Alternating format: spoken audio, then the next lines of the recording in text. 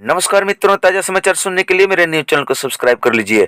ये आप जानते हैं कि कल पावर स्टार पवन सिंह का जन्मदिन मनाया गया और पावर स्टार जन्मदिन मनाते हुए कितने ही कलाकारों को थैंक यू बोले और अपनी शुभ आशीर्वाद दिए। लेकिन वहीं पे एक पावर स्टार की जोड़ीदार हीरोइन अक्षरा सिंह, जो पवन सिंह की जोड़ीदार कितने हिट पे हिट सुपर हिट फिल्में दे चुकी हैं, ये अक्षरा सिंह विश की और बोली कि लव यू जानू, आप जियो हजारों साल, स्वस्थ रहें पवन सिंह जी आप और मस्त रहें, अपने कार्य क्षेत्र में व्यस्त रहें। वहीं पर रिएक्शन दिए लव यू टू जानू कहकर।